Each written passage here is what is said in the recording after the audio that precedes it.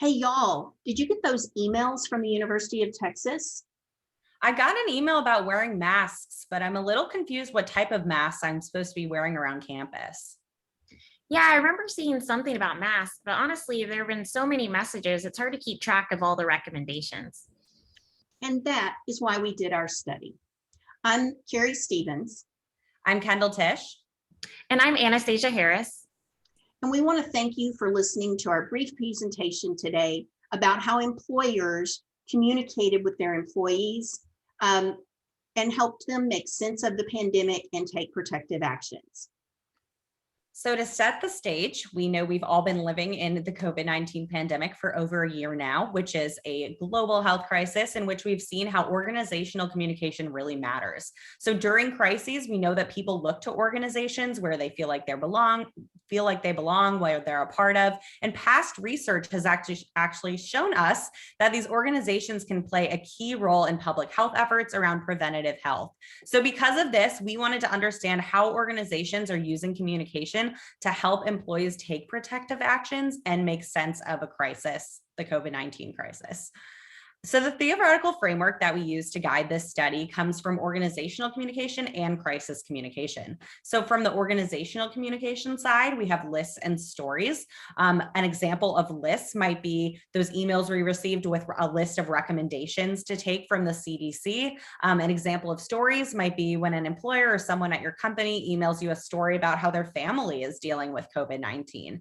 And then we also pulled from crisis narratives and those that are used during crises. And now over to you, Carrie.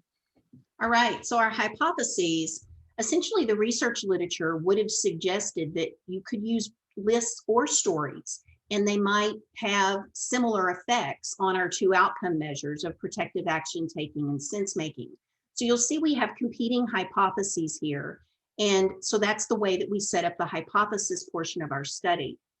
We also asked some research questions.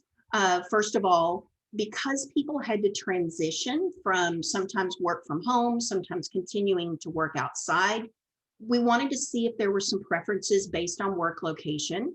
Also, throughout the United States, the time period that we did this was the end of May, and the outbreak was worse in parts of the country. So we wanted to see if there were differences there, as well as age.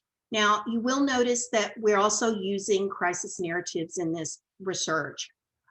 Because of time, we're not going to cover those findings in detail, but please take a look at our paper because we do explore those and have some interesting findings there as well. So our methods, we used a Qualtrics panel that reflected the US Census.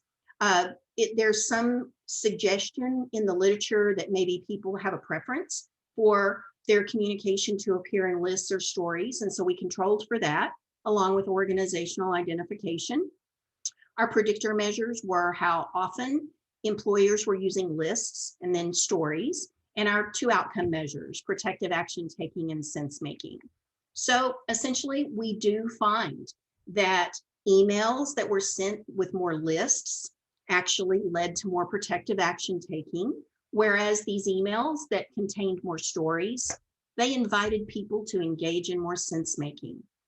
We also found some nuanced differences around work from home and people's preferences, no differences depending on where you were in the US, and some age differences as well. So Anastasia is going to share more about that. So based on the results from our study, we have a few suggestions about how organizations should communicate using a combination of both lists and stories.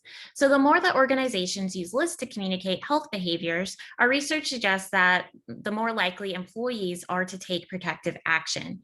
And if they need employees to engage in sense making, they should use more stories. And thinking about who's receiving these messages, people who made a transition or worked outside the home, and people who were middle-aged to older adults, they did have a preference for lists. Now, to discuss some of the limitations, the pandemic has continued to evolve. As we mentioned earlier, we collected data over a window of time at the end of May last year. And so our survey was just a snapshot of what was going on in an ongoing crisis. Also, the study collected correlational data, and so we cannot make any causal claims. And the sample was not random or representative. However, it was still based on the US Census.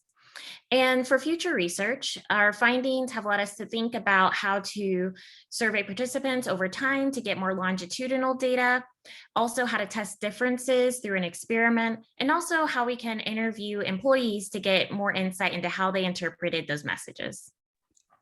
If you'd like to dive deeper into any of our references, feel free to scan the QR code that is up on the screen right now. You just hold your phone up on the camera and it will pull those references up for you.